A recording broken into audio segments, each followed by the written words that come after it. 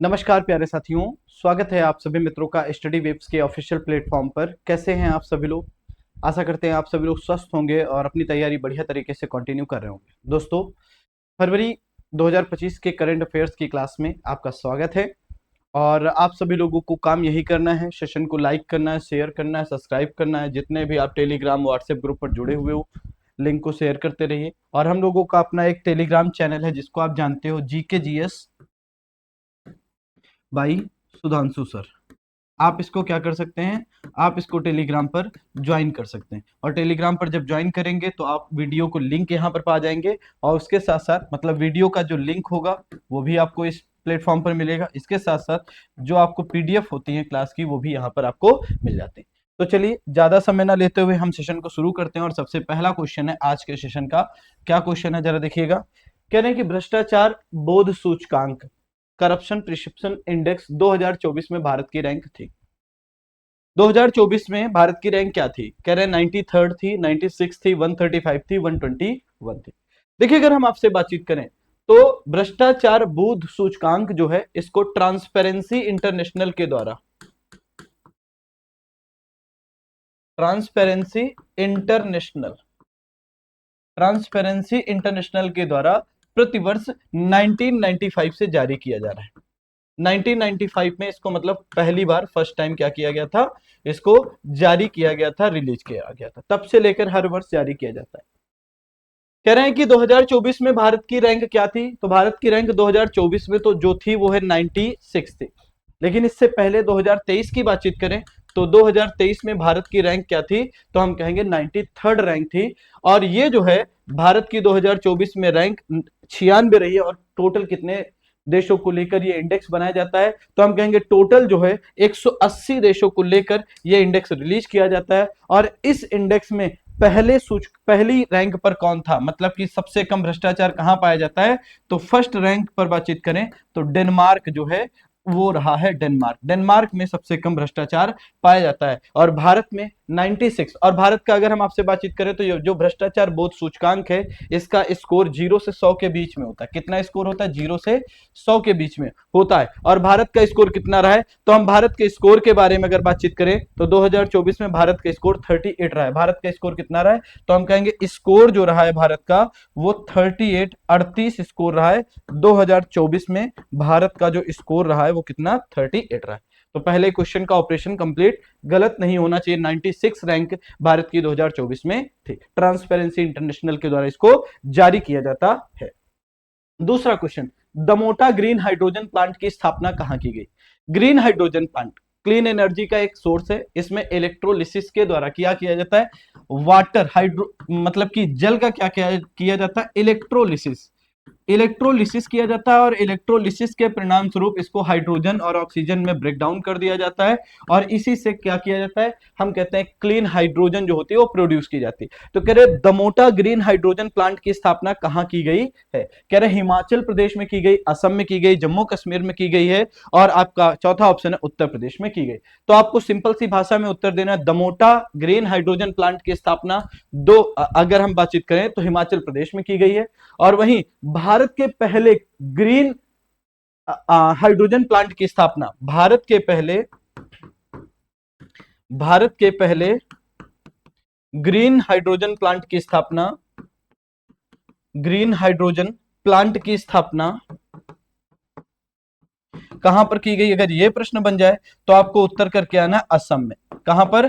असम में की गई। असम राज्य में भारत के पहले ग्रीन हाइड्रोजन प्लांट की स्थापना की गई है। और ये आपको बिल्कुल ध्यान में रखना है, ठीक है। चलिए आगे चलते हैं नेक्स्ट प्रश्न की तरफ। और क्वेश्चन नंबर 3 क्या? गांव की भूमि और उसका सर्वेक्षण करने के लिए स्वामित्व योजना को किस मंत्रालय द्वारा जारी किया गया? तो सबसे पहली बात एक क्वेश्चन बनेगा, स्वामित्व योजना का संबंध किससे है? तो हम कहेंगे गांव की भूमि और उसका सर्वेक्षण करने के लिए। तो आप सिंपल सा उत्तर करके आओगे, गांव की भूमि और उसका सर्वेक्षण करने के लिए कौन सी योजना शुरू की गई है? तो आप उत्तर करोगे स्वामित्व योजना। अब दूसरा प्रश्न उठता है, स्वामित्व योजना को किस मंत्रालय द्वारा जारी किया गया? चार ऑप्शन, ग्रामीण विकास मंत्रालय के द्वारा, महिला एवं बाल विकास मंत्रालय के द्वारा, पंचायती राज मंत्रालय के द्वारा और वित्त मंत्रालय के द्वारा। आपको उत्तर करना, क्या ऑप्शन होगा इस प्रश्न का? जो उत्तर है वो है पंचायती राज मंत्रालय के द्वारा क्या किया गया है? पंचायती राज मंत्रालय के द्वारा स्वामित्व योजना को शुरू किया गया है, जिसके अंतर्गत गांव की भूमि और उसका सर्वेक्षण किया जाता है। भारत ने हाल ही में किस देश को ब्रह्मोस मिसाइल निर्यात करने का समझौता किया है? तो ब्रह्मोस मिसाइल का जो विकास है वो अगर हम आपसे बातचीत करें तो रसिया और इंडिया के द्वारा मिलकर किया गया। रसिया और इंडिया के द्वारा क्या किया गया है? मिलकर किया गया। ठीक है, सबसे पहली बार अगर हम आपसे बातचीत करें जो ब्रह्मोस मिसाइल का निर्यात है वो किसको किया गया? तो सबसे पहले बातचीत करें तो फिलीपींस को किया गया था। किसको? फिलीपींस को भारत ने सबसे पहले क्या किया था? ब्रह्मोस मिसाइल का निर्यात किया था। अब आपको कह रहे हैं हाल ही में, मतलब फरवरी के करंट अफेयर्स की बात हो रही, तो हाल ही में किस देश को ब्रह्मोस मिसाइल निर्यात करने का समझौता हुआ है? जापान को, ब्राजील को, मॉरिशस को, इंडोनेशिया को। तो उत्तर जो आएगा वो आएगा इंडोनेशिया को। भारत ने हाल ही में क्या किया है? भारत ने हाल ही में ब्रह्मोस मिसाइल निर्यात करने का एक समझौता, एक प्रकार से समझौता किया है। ठीक है, चलिए आगे चलते हैं, नेक्स्ट प्रश्न की बातचीत करें। अगला, हाल ही में वर्जिन नारियल तेल को, देखो हाल ही में वर्जिन नारियल तेल को क्या मिला है? तो मैं कहूंगा GI tag, geographical indicator tag मिला है। जीआई टैग से क्या किया गया है? प्रदान किया गया। ठीक है, कह रहे हैं कि वर्जिन नारियल तेल को जीआई टैग प्रदान किया गया है। इसका संबंध है कहां से? कहां से? कह रहे हैं अंडमान निकोबार से, उड़ीसा से, केरल से और तमिलनाडु से। तो पहला उत्तर समझ लीजिएगा, उत्तर आपको करना है इस प्रश्न का। और थोड़ी सी मैं अगर एक्स्ट्रा इंफॉर्मेशन दूं तो आप देखोगे अंडमान निकोबार जो है, अंडमान और निकोबार की बातचीत करें तो अंडमान और निकोबार एक दूसरे से 10 डिग्री चैनल के द्वारा अलग होते हैं। कितने डिग्री? 10 डिग्री चैनल के द्वारा, 10 डिग्री चैनल के द्वारा क्या होते हैं? अलग होते हैं। वहीं पर अगर हम आपसे बातचीत करें निकोबार और सुमात्रा, निकोबार और सुमात्रा, निकोबार और सुमात्रा की बातचीत करें तो ये किस डिग्री चैनल के द्वारा अलग होते हैं? ये प्रश्न आपको उत्तर करना है। और वर्जिन नारियल तेल को जीआई टैग जो मिला है उसका संबंध कहां से? हम कहेंगे अंडमान एंड निकोबार द्वीप समूह से है। यहां से इसको, मतलब कि यहाँ का ये प्रोडक्ट है वर्जिन नारियल तेल, और इसको जियोग्राफिकल इंडिकेटर की सूची में डाला गया है। अगला क्वेश्चन, हाल ही में सीआरपीएफ के महानिदेशक बनाए गए। किसको? सीआरपीएफ का महानिदेशक बनाया गया। कह रहे तुहिन कांत पांडे को, संजय मल्होत्रा को, ज्ञानेंद्र प्रताप को, पीयूष आनंद को। उत्तर करना है। तुहिन कांत पांडे सेबी के अध्यक्ष हैं, सेबी के अध्यक्ष हैं।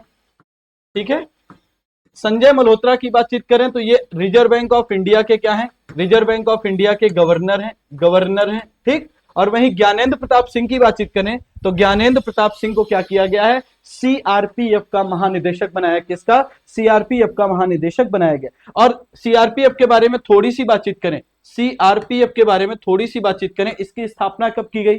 तो सीआरपीएफ की जो स्थापना है वो 27 जुलाई 1939 को की गई। 27 जुलाई 1939, मतलब ब्रिटिशर्स टाइम पीरियड में ही इसका स्थापना हो गया था। और इसका मुख्यालय कहां है? तो इसका मुख्यालय आप कहोगे न्यू दिल्ली में है। इसका मुख्यालय कहां पर है? नई दिल्ली में लोकेटेड है, नई दिल्ली में इसका मुख्यालय स्थित है। क्लियर हो गया? यहां तक कोई दिक्कत? चलिए आगे चलते हैं नेक्स्ट क्वेश्चन पर। 7 नंबर क्वेश्चन की बातचीत करते हैं। कह रहे देश की सबसे ऊंची हनुमान प्रतिमा का उद्घाटन कहां पर किया गया? देखिए हाल ही में अगर हम आपसे बातचीत करें, हाल ही में देश की सबसे ऊंची प्रतिमा का जो उद्घाटन है वो अयोध्या में किया गया है। लेकिन ऐसा नहीं है ये सबसे ऊंची प्रतिमा, देश की सबसे ऊंची जो प्रतिमा है हनुमान जी की, वो अगर हम आपसे बातचीत करें तो श्रीकाकुलम में है। कहां पर है? तो हम कहेंगे श्रीकाकुलम में। और श्रीकाकुलम में जो है ये हनुमान जी की प्रतिमा 176 फीट की है, 176 फीट की। अब श्रीकाकुलम तो है नहीं, ये भारत की सबसे ऊंची प्रतिमा है हनुमान जी की। वहीं कह रहे अयोध्या, मथुरा, ये मथुरा है भाई, इसको थोड़ा सा देखिएगा, ये क्या है? ये आपका मथुरा है, मधुरा नहीं मथुरा। ठीक है, अगला कह रहे हैं विजयवाड़ा। विजयवाड़ा में भी एक हनुमान जी की मूर्ति स्थापित की गई है। और विजयवाड़ा में जो हनुमान जी की मूर्ति स्थापित की गई उसकी ऊंचाई कितनी है? तो हम कहेंगे 135 फीट, 135 फीट की ये आपकी विजयवाड़ा में। लेकिन अब प्रश्न के अकॉर्डिंग उत्तर करेंगे। जैसे देश की सबसे ऊंची हनुमान प्रतिमा का उद्घाटन कहां पर किया गया है? तो सबसे ऊंची में हाल ही में रहेगा, तो फरवरी में तो अयोध्या में करी गई। लेकिन अगर अब हाल में क्वेश्चन नहीं दिया है तो हम उत्तर करके आएंगे विजयवाड़ा। अगर श्रीकाकुलम होता है तो हम श्रीकाकुलम को आंसर करके आ जाते। अगला क्वेश्चन, विश्व का सबसे बड़ा कॉफी उत्पादक देश कौन सा है? Coffee production, largest coffee producer country of the world. तो कौन सा देश सबसे ज्यादा कॉफी का प्रोडक्शन करता है? तो ब्राजील करता है, वियतनाम करता है, भारत करता है, श्रीलंका करता है।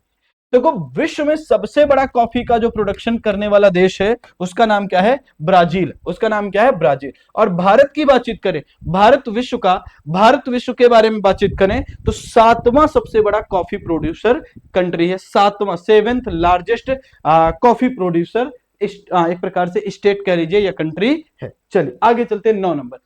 हाल ही में चर्चा में रहा मार्बर्ग वायरस। मार्बर्ग वायरस कह रहे किस देश से संबंधित है? किस देश से संबंधित है? किस देश से संबंधित है? तो उत्तर है युगांडा से, तंजानिया से, जर्मनी से, लीबिया से। तो आपको उत्तर करना है। प्रश्न संख्या 9 का आंसर क्या होगा?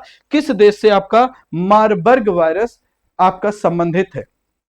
तो उत्तर क्या होगा? हम उत्तर करेंगे भैया तंजानिया से संबंधित है। और तंजानिया की राजधानी का नाम क्या है? तो तंजानिया की राजधानी का नाम है डोडोमा। क्या नाम है? डोडोमा। और यहां की मुद्रा का नाम क्या है? तो हम कहेंगे तंजानियन सिलांग। क्या कहेंगे? तंजानियन सिलिंग कह देंगे। यहां की मुद्रा का नाम क्या है? Tanzanian ceiling. सिलिंग ये मुद्रा का नाम है। किसकी? तंजानिया का। और यहीं पर मार्बर्ग वायरस है ये आप पाया गया है। ये बेसिकली चमगादड़, सुअर वगैरह से ये फैलता है और फेफड़ों को क्या करता है? मानव के फेफड़ों को प्रभावित करता है। बेटी बचाओ बेटी पढ़ाओ योजना कब लॉन्च करी गई थी? कब लॉन्च करी गई थी? बेटी पढ़ाओ योजना कब लॉन्च की गई थी? 4 ऑप्शन 2015 में, 2014 में, 2016 में, 2017 में। सर करंट अफेयर्स में क्यों पूछा? क्योंकि 2025 में इस योजना के 10 वर्ष पूरे हुए हैं। 10 वर्ष क्या हो गए हैं? 10 वर्ष पूरे हुए हैं। ये आपके एग्जाम में पूछी जा सकती है। और बेटी बचाओ बेटी पढ़ाओ योजना को 2015 में लॉन्च किया गया था। कब लॉन्च किया गया था? 2015 में। चलिए आगे चलते हैं। Next question 11 number.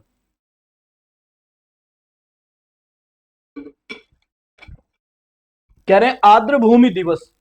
क्या कह रहे हैं? आर्द्र भूमि दिवस। आर्द्र भूमि दिवस 2025 की theme protecting wetlands for our common future थी। Protecting wetlands for our common future थी। कब मनाया गया? 5 जून को, 22 अप्रैल को, 2 फरवरी को, और फिर क्या करें 3 फरवरी को। जल्दी से बताओ। तो 5 जून को तो सबको पता है वर्ल्ड इन्वायरमेंट डे मनाते हो, है ना?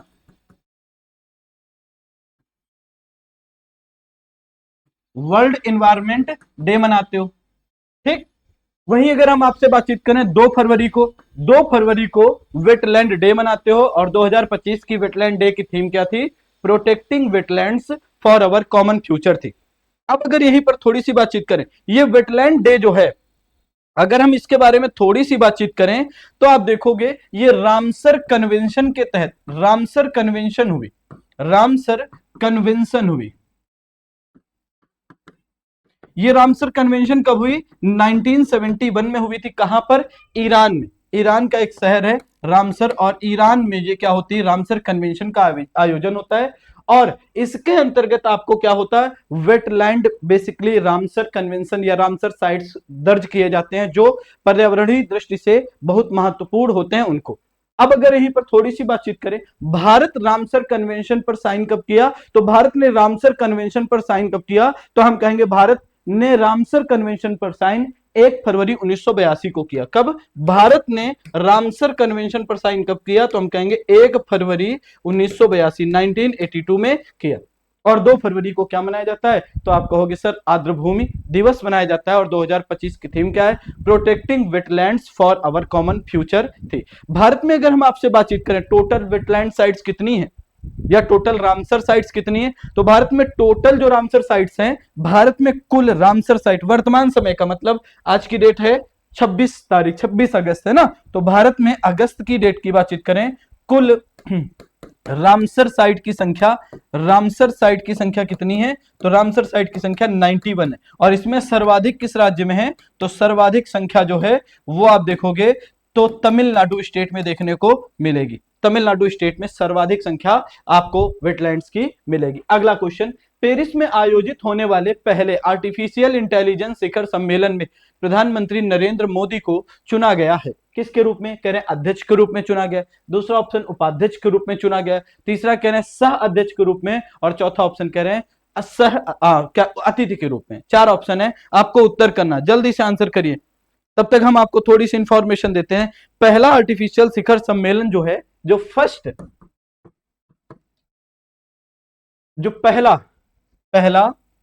फर्स्ट आर्टिफिशियल इंटेलिजेंस शिखर सम्मेलन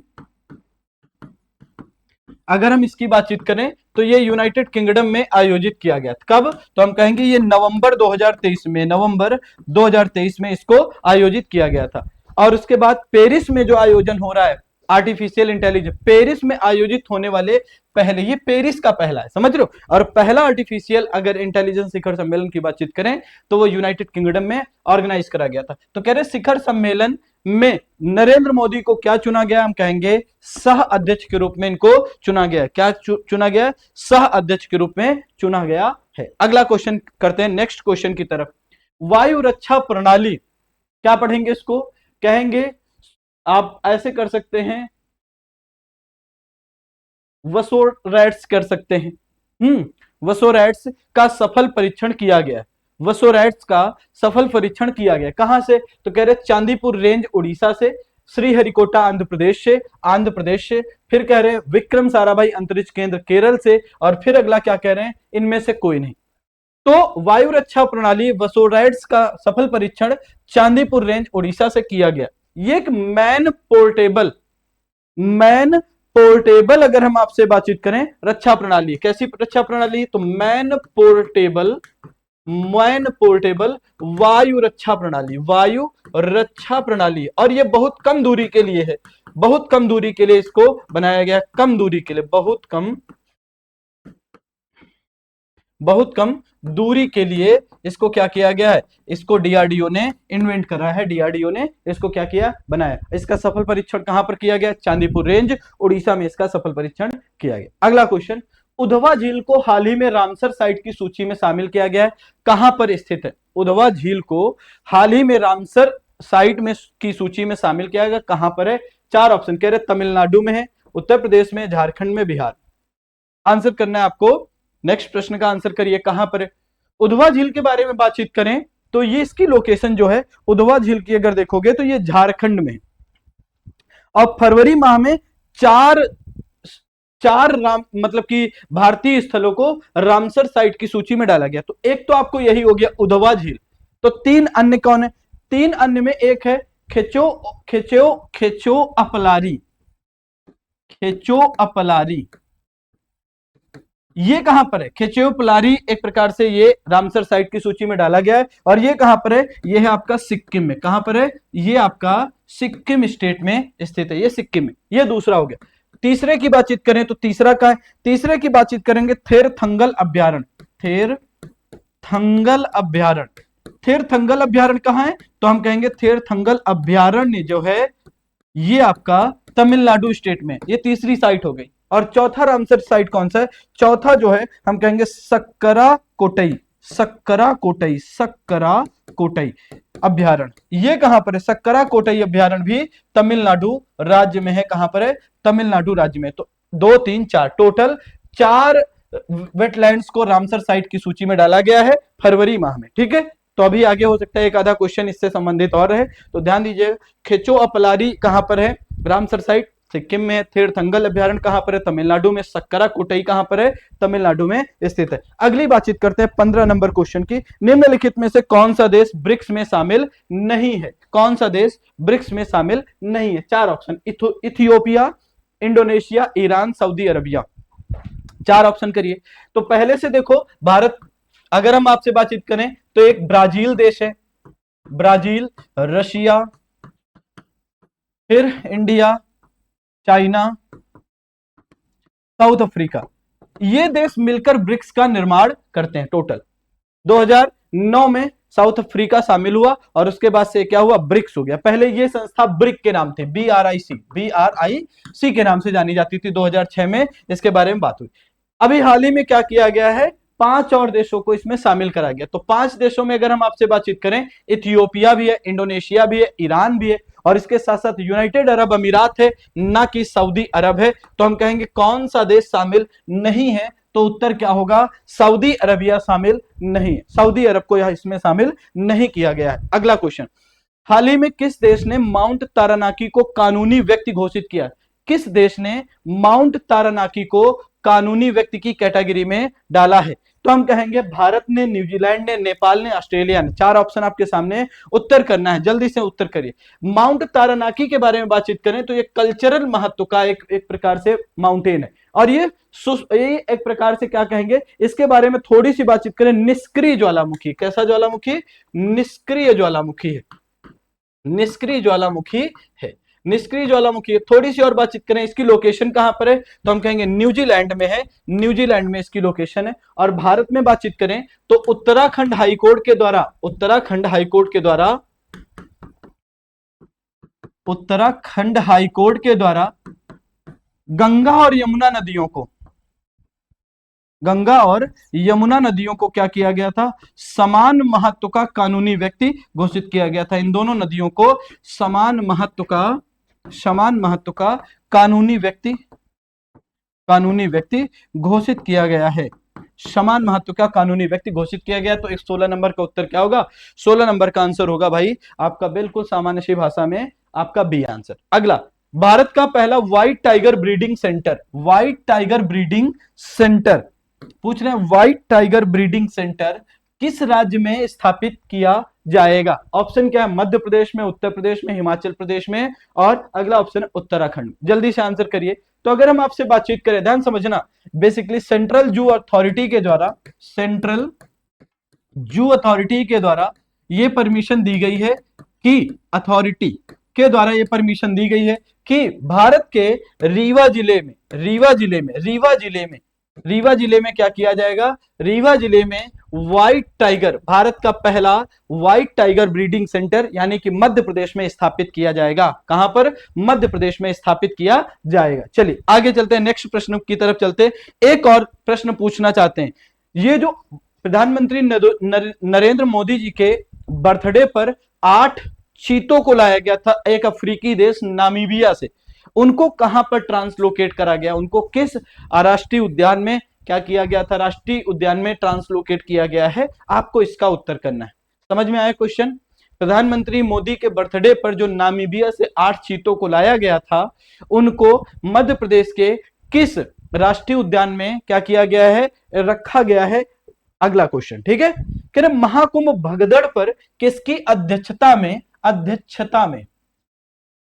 महाकुंभ भगदड़ में किसकी अध्यक्षता में न्यायिक आयोग का गठन हुआ? ऑप्शन क्या है? कह रहे पीपी चौधरी, पिनाकी चंद्र घोष, राजीव कुमार और हर्ष कुमार। 4 ऑप्शन आपके सामने, आपको उत्तर करना है। तो महाकुंभ भगदड़ वाली अगर बातचीत करें तो मौनी अमावस्या के दिन महाकुंभ भगदड़ हुई। मौनी अमावस्या मतलब 29 जनवरी को 29 जनवरी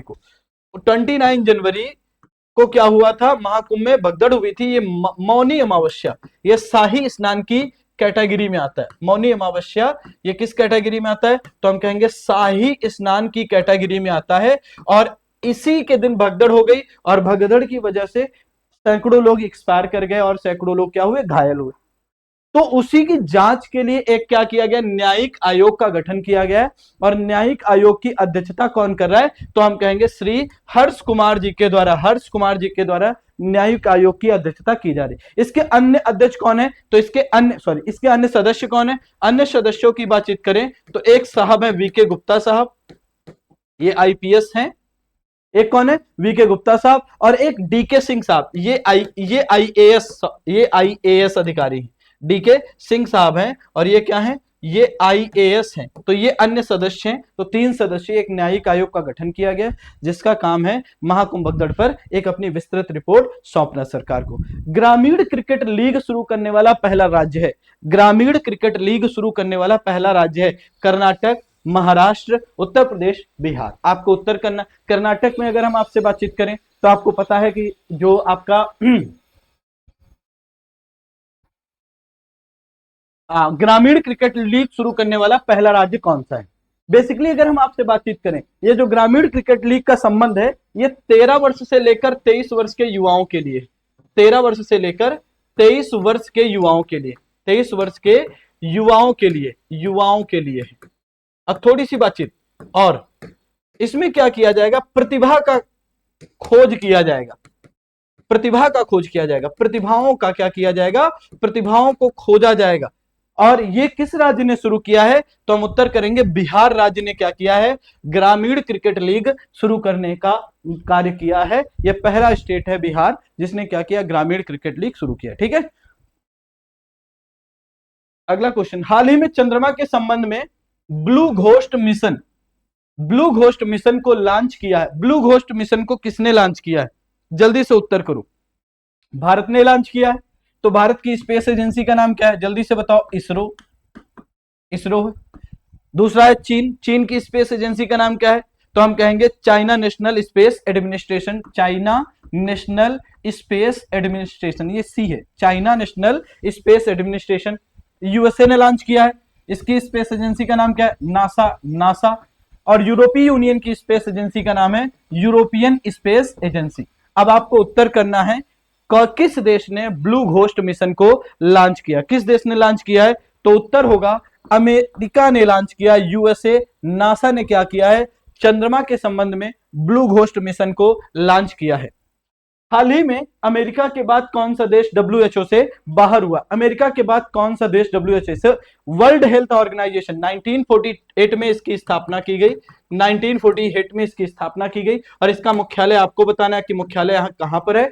और सबसे पहले अमेरिका जो है इससे बाहर हुआ, अमेरिका डब्ल्यूएचओ में सबसे ज्यादा फंड कंट्रीब्यूट करता था, टोटल फंड का 15%, 15% कौन देता था, तो अमेरिका देता था।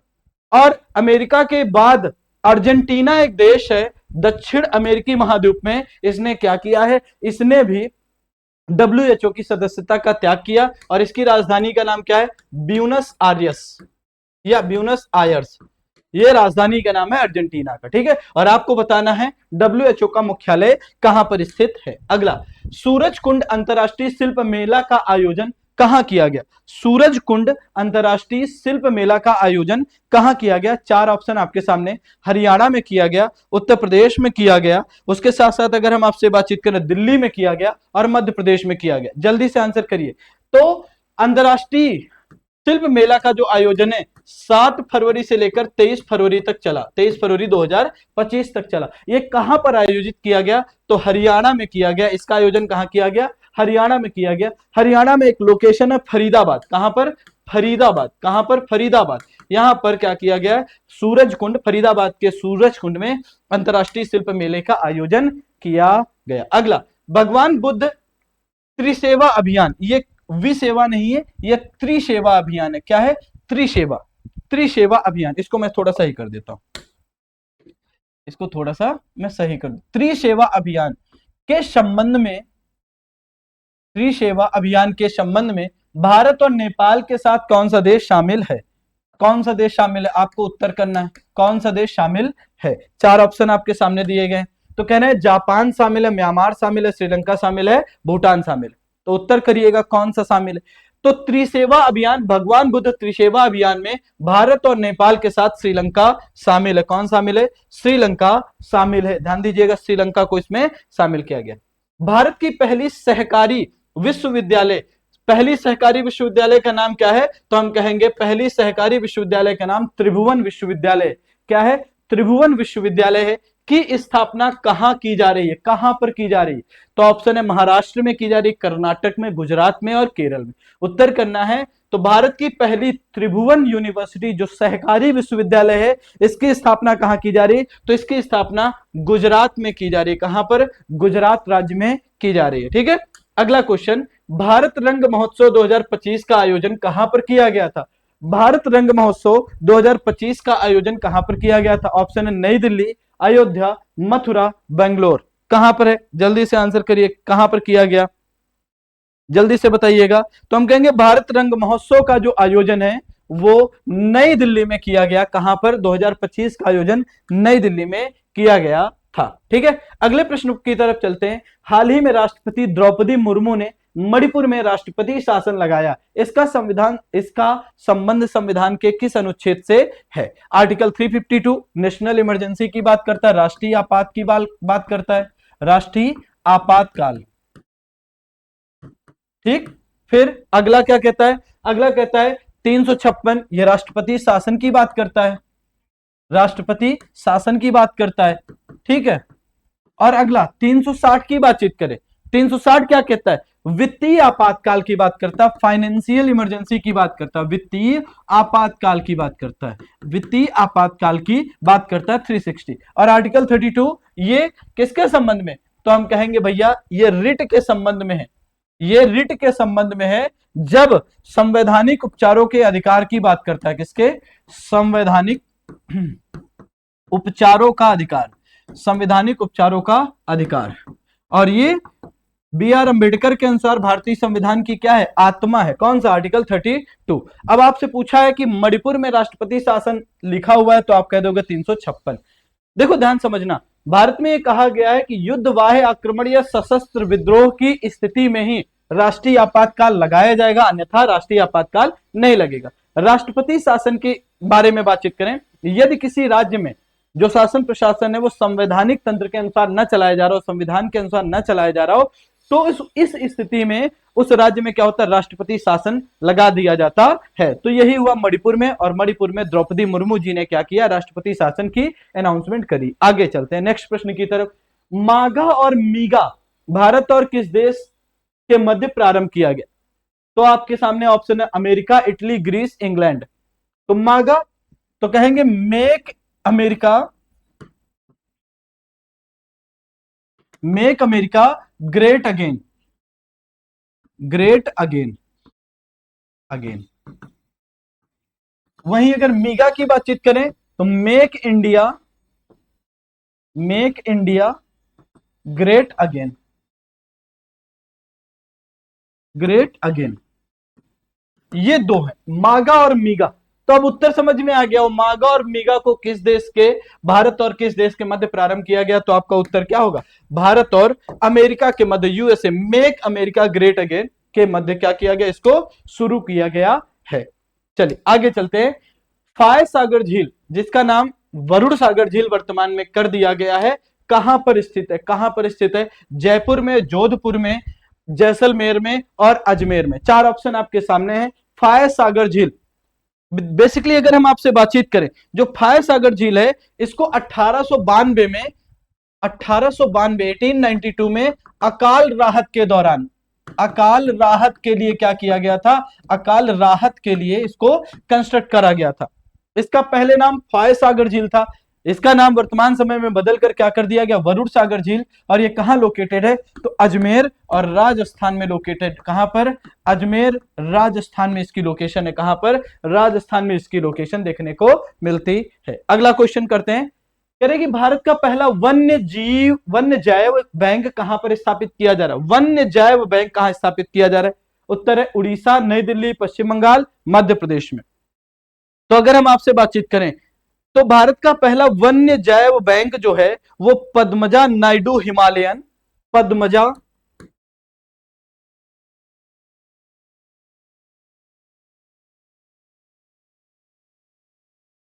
Naidu Himalayan, Himalayan zoological park, zoological, zoological park. और ये कहां पर है? तो हम कहेंगे ये आपका लोकेटेड है दार्जिलिंग में। कहां पर? दार्जिलिंग में लोकेटेड है, दार्जिलिंग में इसकी स्थापना की जा रही है। तो भारत का पहला वन्य जैव बैंक कहां पर स्थापित किया जा रहा है? तो आप उत्तर करोगे पश्चिम बंगाल में इसकी स्थापना की जा रही है। कहां पर? पश्चिम बंगाल में इसकी स्थापना की जा रही है। अगला 30 नंबर। समान नागरिक संहिता को लॉन्च करने वाला, समान नागरिक संहिता को लॉन्च करने वाला पहला राज्य है उत्तराखंड, गुजरात, केरल, महाराष्ट्र। समान नागरिक संहिता को लॉन्च करने वाला पहला राज्य जो है वो है उत्तराखंड है। कौन सा है? उत्तराखंड पहला राज्य है। ठीक है, चलिए आगे चलते हैं नेक्स्ट क्वेश्चन की तरफ। अगला क्वेश्चन है 31 नंबर। कह रहे हाल ही में कलकत्ता स्थित फोर्ट विलियम का नाम बदलकर विजय दुर्ग रखा गया, का निर्माण कराया था। किसने? कह रहे हैं लॉर्ड डलहौजी ने कराया था, रॉबर्ट क्लाइव ने कराया था, लॉर्ड रिपन ने कराया था। ये लॉर्ड है, ये लॉर्ड रिपन है। लॉर्ड रिपन ने कराया था और लॉर्ड क्या है? लॉर्ड कर्जन ने कराया था। आपको उत्तर देना है किसने कराया था। देखिए अगर हम आपसे बातचीत करें, मूल किला जो है वो 1696 का है। मूल किला किसका है? मूल किला का टाइम है 1696 और ये है ईस्ट इंडिया कंपनी ने बनवाया था। लेकिन फिर प्लासी का युद्ध हुआ। प्लासी का युद्ध जब हुआ तो प्लासी के युद्ध के दौरान रॉबर्ट क्लाइव ने किया था, इसको क्या किया था? इसको छावनी टाइप के ट्रीट किया था 1756 के दौरान। समझे? तो किसने बनाया था? तो हम कहेंगे भैया ये बनवाया था रॉबर्ट क्लाइव ने और इसका नाम वर्तमान समय में क्या कर दिया गया? विजय दुर्ग कर दिया गया। लॉर्ड डलहौजी क्यों फेमस है? लॉर्ड डलहौजी इसलिए फेमस है क्योंकि इन्होंने डॉक्ट्रिन ऑफ लैप्स यानी कि हड़प नीति का इन्होंने क्या किया था? इन्होंने समर्थन किया था, हड़प नीति भारत में लागू की थी। लॉर्ड रिपन क्यों?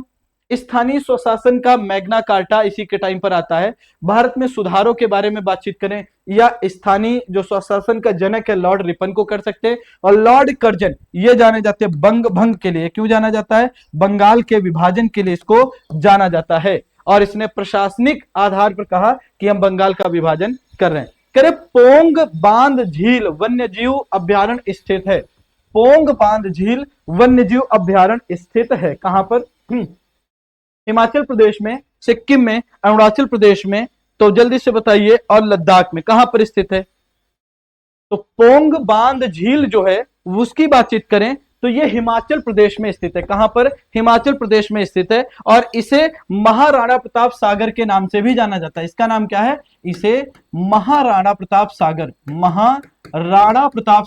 महाराणा प्रताप सागर के नाम से भी जाना जाता है। और यहां पर ये चर्चा में क्यों रही फरवरी में? क्योंकि यहां पर पक्षी जनगणना करी गई, इसलिए ये फेमस एक प्रकार से चर्चा में रहा। अगला, देश की पहली ग्लोबल कैपेबिलिटी सेंटर नीति का अनावरण किस राज्य ने किया? ग्लोबल कैपेबिलिटी सेंटर नीति का अनावरण किस राज्य ने किया? 4 ऑप्शन, महाराष्ट्र, अरुणाचल प्रदेश, हरियाणा, मध्य प्रदेश। तो उत्तर आएगा मध्य प्रदेश ने हाल ही में क्या किया? ग्लोबल कैपेबिलिटी सेंटर नीति का उद्घाटन या फिर एक प्रकार से प्रारंभ किया। हाल ही में चर्चा में रही मत्स्य 6000 का संबंध किससे? मानव युक्त पनडुब्बी से, जलयान से, मछली की नई प्रजाति से, मिसाइल से। तो उत्तर क्या होगा? तो हम कहेंगे मत्स्य 6000 जो है मानव युक्त पनडुब्बी से संबंधित रही है। किससे? मानव युक्त पनडुब्बी के लिए जानी जाती। अगला, हाल ही में अगला जो है वो है हाल ही में मित्र प्लेटफॉर्म लॉन्च किया गया महिला विकास मंत्रालय के द्वारा, सेबी के द्वारा, आरबीआई के द्वारा, एसबीआई के द्वारा। क्या उत्तर होगा? मित्र का पूरा नाम क्या है? Mutual fund investment tracing and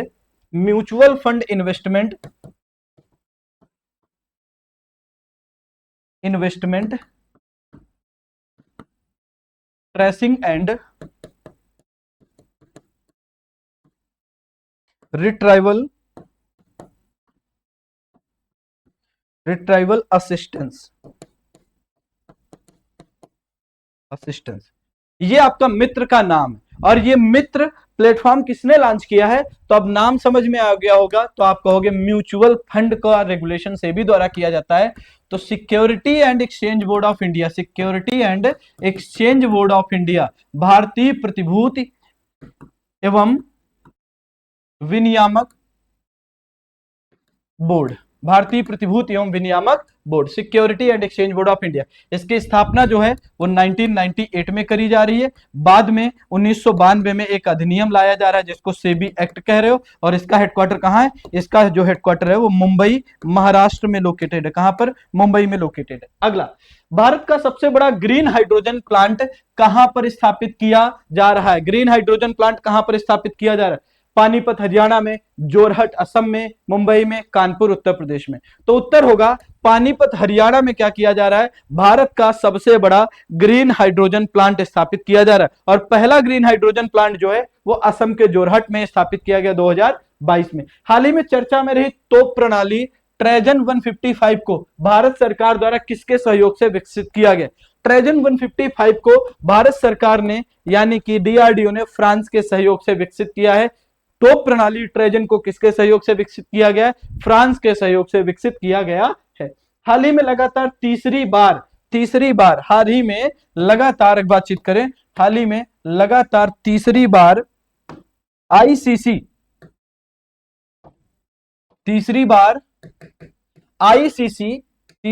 ICC महिला चैंपियनशिप का खिताब किसने जीता? Bharat, New Zealand, Australia, Sri Lanka. उत्तर जो होगा वो होगा ऑस्ट्रेलिया ने क्या जीता?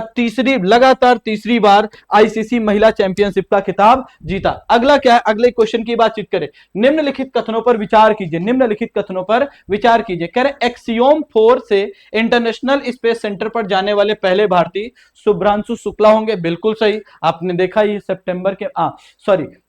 अगस्त के महीने में और जुलाई के महीने में खूब चर्चा मेरे खूब टीवी और समाचार पत्रों में। इसे स्पेस एक्स के फॉल्कन 9 रॉकेट से लॉन्च किया जाएगा। तो बिल्कुल फॉल्कन 9 रॉकेट से लॉन्च किया जाएगा, मतलब दूसरा कथन भी सही है।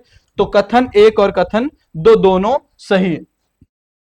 अगला क्वेश्चन है, रामसर सूची में शामिल खेचअपलारी आर्द्रभूमि स्थित है। तो खेचअपलारी आर्द्रभूमि कहां पर स्थित है? मैंने अभी बताया आज के सेशन में सिक्किम में स्थित है। कहां पर? खेचअपलारी जो आर्द्रभूमि है वो सिक्किम में स्थित है। अगला क्वेश्चन है, सम्मान पूर्वक मरने के अधिकार के लिए कानूनी ढांचा बनाने वाला भारतीय राज्य है? कर्नाटक है, केरल है, महाराष्ट्र है, तमिलनाडु है। तो सम्मान पूर्वक मरने के अधिकार के लिए कानूनी ढांचा बनाने वाला भारतीय राज्य कौन है? तो हम कहेंगे कर्नाटक जो है वो भारतीय राज्य जिसने सम्मान पूर्वक या सम्मानजनक मरने के लिए कानूनी ढांचा बनाया है। डिजिटल वॉलेट एक्स मनी के लिए वीजा के साथ किसने समझौता किया? तो मार्क जुगरबर्ग, ये कौन है? फेसबुक वाले हैं। एलन मस्क, यही टेस्ला वाले, या आप इसको कह दो स्पेस एक्स वाले हैं। ये कौन है? स्पेस एक्स वाले हैं। लैरी पेज और सर्जी ब्रिन, ये कौन है?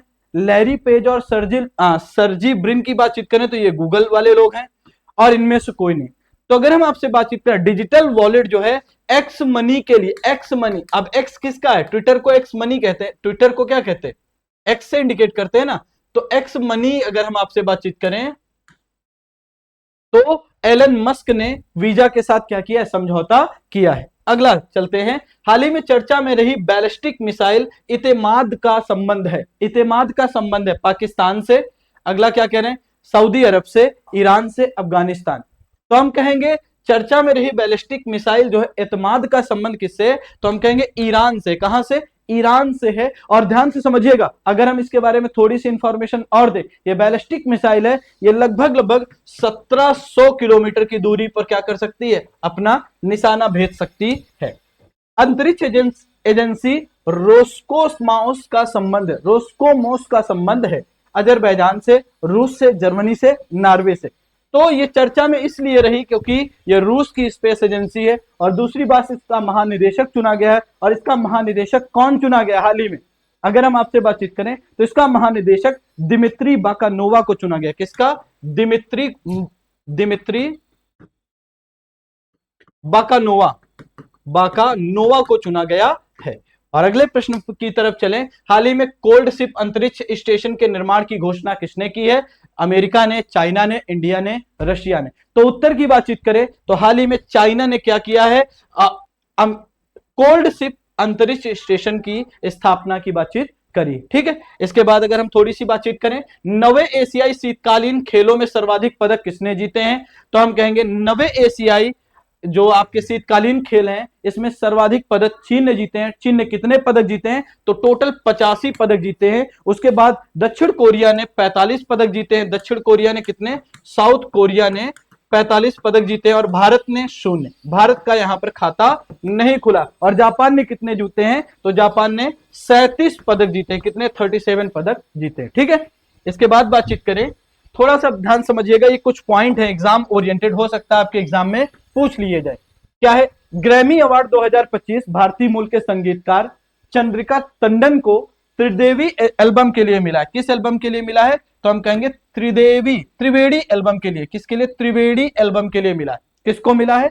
तो चंद्रिका टंडन को त्रिवेणी एल्बम के लिए ग्रैमी अवार्ड मिला है। माइकल मार्टिन ये आयरलैंड के नए प्रधानमंत्री रहे, इसलिए इंपॉर्टेंट है, आपसे क्वेश्चन पूछ सकता है कि आयरलैंड के नए प्रधानमंत्री कौन है, तो आप कहोगे माइकल मार्टिन। फिर जर्मनी के नए चांसलर कौन बने, तो हम कहेंगे फ्रेडरिक मर्ज। फ्रेडरिक मर्ज जो है वो जर्मनी के नए चांसलर बने हैं। बेल्जियम के नए प्रधानमंत्री कौन है, तो हम कहेंगे Ward De Wever. Ward De Wever ये क्या है, बेल्जियम के नए प्रधानमंत्री वार्ड डी वेवर। कुछ युद्ध अभ्यास, कुछ हम बातचीत करें युद्ध अभ्यास के बारे में। तो युद्ध अभ्यास में अगर हम देखें तो भारत किनके किनके साथ में युद्ध अभ्यास करता है, तो मालाबार अभ्यास जो होता है वो भारत, ऑस्ट्रेलिया, अमेरिका और जापान के सहयोग से करता है, 4 देश मिलकर करते हैं। मित्र शक्ति भारत और श्रीलंका के बीच में कंडक्ट होता है। काजिंद अभ्यास जो है भारत और कजाकिस्तान के बीच में होता है।